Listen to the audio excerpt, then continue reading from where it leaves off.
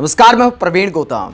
दोस्तों, वीडियो में इस बात का विश्लेषण करेंगे कि जब एक साथ खेसारी लाल यादव पर बीजेपी के भोजपुरी नेताओं ने मोर्चा खोल दिया है तो दिनेश लाल निरहुआ ने क्या बकवास की है। एक बार फिर पहले यदमुल्ला कहा था, अब क्या बोला है खेसारी लाल यादव पर, जिसके बाद खेसारी ने भी मुंहतोड़ जवाब दिया है। रवि किशन, मनोज तिवारी, दिनेश लाल निरहुआ, तमाम नेता खेसारी लाल यादव के पीछे पड़ गए हैं। मानो आरजेडी में जाकर खेसारी लाल यादव ने अपराध कर दिया है।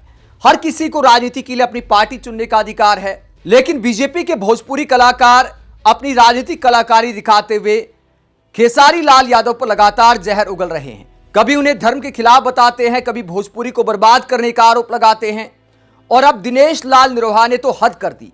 फिल्मी डायलॉग मारते हुए, बेहुदा भाषा का इस्तेमाल करते हुए खेसारी लाल पर निरहुआ ने क्या कहा है वो आपको दिखाते हैं। उसके बाद खेसारी लाल का जवाब भी आपको दिखाएंगे। एक इंटरव्यू में दिनेश लाल निरहुआ खेसारी लाल यादव पर घटिया भाषा का इस्तेमाल करते हुए क्या कहते हैं। मुझे लगता है बोलने से पहले सोचना चाहिए। मतलब ये लाइन पहली बोली तो क्या आपने ऐसा बोलने से पहले सोचा कि खेसारी लाल यादव को आप बोल क्या रहे हैं। दिनेश लाल निरहुआ आगे क्या कहते हैं, आप किसके बारे में बोल रहे हैं। रवि किशन के बारे में बोलना तो एक बार सोचना चाहिए कि आप उसके बारे में बात कर रहे हैं जिसने भोजपुरी सिनेमा को पुनर्जीवित किया। रवि किशन वो नाम है जिन्होंने, चाहे वो तेलुगु हो, तमिल हो, कन्नड़ हो, बंगाली हो, मराठी हो, हर इंडस्ट्री में काम करके भोजपुरी को वहां तक पहुंचाया, और आप उनके बारे में बात कर रहे हैं। आगे निरहुआ कहते हैं, जिस रवि किशन को बेस्ट पार्लियामेंट्रियन का अवार्ड मिला उनके बारे में बोल रहे हैं कि उन्होंने क्या किया है। तो मुझे लगता है इस तरह की बातें नहीं करनी चाहिए और थोड़ा सोच समझ के बात करना चाहिए, क्योंकि चुनाव 10 दिन का है, 10 दिन में खत्म हो जाएगा। और अगर आप ये बोलते हैं कि रवि किशन ने कुछ नहीं किया, मनोज तिवारी ने कुछ नहीं किया, निरहुआ ने कुछ नहीं किया, तो जब ये लोग सांसद होकर कुछ नहीं किए तो आप विधायक होकर क्या कर लेंगे। आप इतना जो उड़ रहे हैं, इतनी बड़ी बड़ी बातें कर रहे हैं, जैसे लग रहा है आप विधायक बन के पूरा धरती पलट देंगे।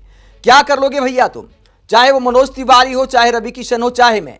हम लोगों को जब अवसर मिला तो हम लोगों ने एक सांसद के रूप में हमारी जो जिम्मेदारी थी उसको बखूबी निभाया। आपको इसलिए नहीं दिखा कि आप एक कुएं के मेंढक हैं। आपको लगता है कि आप एल्बम गाते हैं और वो एल्बम के बाहर कोई दुनिया नहीं है।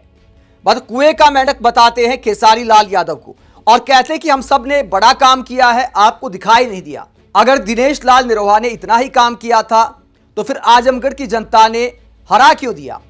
तो लगता है कि हार का सारा गुस्सा खेसारी लाल पर निकाल रहे हैं। आगे कहते हैं, आपने देखा क्या कि हम लोगों ने क्या किया। आजमगढ़ से मुझे 2 साल के लिए मौका मिला था। आजमगढ़ में हमने जितना काम किया है, या रवि भैया ने जितना गोरखपुर में किया है, वही जाकर फिल्म की शूटिंग करते हैं। आप तो आपको दिखा नहीं है। मतलब 2 साल में इतना काम कर दिया दिनेश लाल निरहुआ ने कि जनता ने अगले चुनाव में इनको हरा दिया। आगे कहते हैं, आपको समझ नहीं आया कि यहाँ पे क्या काम हम लोगों ने किया है। तो इसका तो मैं सबसे बेस्ट जवाब यही जानता हूं जो सलमान खान ने एक फिल्म में डायलॉग बोला था कि don't teach father how to make babies. बाप को मत सिखाइए कि बेटा कैसे पैदा करते हैं। मतलब इस तरह के घटिया डायलॉग का इस्तेमाल करते हैं। मतलब दिनेश लाल निरहुआ क्या कहना चाहते हैं, क्या अपने आप को बाप समझते हैं और खेसारी लाल यादव को बेटा कहकर बुला रहे कि बाप को मत सिखाइए कैसे बच्चा पैदा करना है। इस तरह की घटिया भाषा का इस्तेमाल, कुएं का मेंढक बताना, और फिर कहते कि देखिए रवि किशन के खिलाफ बदतमीजी कर रहे हैं खेसारी लाल यादव। शुरुआत किसने की थी? क्या अपने चुनाव प्रचार में एक बार भी खेसारी लाल यादव ने रवि किशन को नीचा दिखाया था? रवि किशन जैसे ही बिहार की धरती पर अवतरित होते हैं चुनाव प्रचार के लिए, खेसारी लाल यादव को धर्म के खिलाफ बताते हैं, भगवान राम के खिलाफ बताते हैं, जबकि खेसारी लाल यादव कहते कि भैया राम के गाने आपसे ज्यादा मैंने गाए हैं। राम मंदिर का जरा भी विरोध नहीं किया खेसारी लाल यादव ने। यह कहा कि राम मंदिर के नाम पर राजनीति नहीं होनी चाहिए। राम मंदिर बना दिया, बहुत अच्छी बात है, अब स्कूल अस्पताल भी बना लीजिए। अब इसको कहते हैं देखिए राम मंदिर के खिलाफ बोल दिया। अगर किसी में थोड़ा सा भी दिमाग है तो खेसारी लाल ने क्या राम मंदिर के खिलाफ बोला था। लेकिन रवि किशन से लेकर मनोज तिवारी से लेकर निरहुआ तक जब भगवान राम के खिलाफ किसी को बताते हैं, धर्म के खिलाफ किसी को बताते हैं, मतलब जबरदस्ती बता देना। अगर 100 बार एक झूठ बोला जाएगा तो बहुत सारे लोग ऐसे हैं खेसारी लाल को धर्म के खिलाफ मान भी लेंगे। खेसारी लाल यादव कहते हैं कि भैया राम और कृष्ण को हम भी मानते हैं, हम भी पूजते हैं, भगवान दिल में होता है, हम राम मंदिर का विरोध नहीं करते। राम मंदिर बन गया, ये मुद्दा यहीं समाप्त हो जाता है। अब जनता के मुद्दों पर आ जाना चाहिए। साधारण सिंपल सी बात बोली है, लेकिन ना मनोज तिवारी के समझ में आ रही है, ना रवि किशन के समझ में आई, ना निर्वाह के समझ में आई। बार बार वही राग लापते हैं। देखिए, खेसारी लाल धर्म के खिलाफ हो गया है, राम मंदिर के खिलाफ हो गया है। बार बार खेसारी लाल को सफाई देनी पड़ती है, भैया मैं धर्म के खिलाफ नहीं हूं, मैं धर्म के नाम पर राजनीति के खिलाफ हूं। ऊपर से ऐसे शब्दों का इस्तेमाल कि बाप को मत सिखाओ कि बेटा कैसे पैदा करना है। इन बातों का क्या कोई तुक बनता है? अगर रवि किशन ने भोजपुरी को पुनर्जीवित किया, भोजपुरी इंडस्ट्री को खड़ा किया, तो दोस्तों वो अलग बात है, वो अलग मसला है। इसका मतलब ये नहीं है कि आपको किसी के खिलाफ कुछ भी बोलने का लाइसेंस मिल जाता है। अगर आप किसी को धर्म के खिलाफ बताते हो, भगवान राम के खिलाफ बताते हो, झूठ बोलते हो, तो सामने वाला क्या जवाब नहीं देगा? अगर रवि किशन का फिल्मी करियर अच्छा था, भोजपुरी के लिए बहुत काम किया, हालांकि उनके गानों को लेकर भी सवाल उठते हैं, जैसे खेसारी लाल के गानों को लेकर सवाल उठते हैं, वो भी रिमोट से लहंगा उठाने की बात करते थे। फिर भी ये मान भी लिया जाए कि रवि किशन ने भोजपुरी में अच्छा काम किया है, सबसे बड़े सुपरस्टार हैं भोजपुरी के, तो क्या किसी के खिलाफ कुछ भी बोलने का लाइसेंस मिल जाता है? क्या फिर किसी को धर्म के खिलाफ बता सकते हैं? क्या ये बोल सकते हैं कि राम मंदिर के खिलाफ है फला नेता?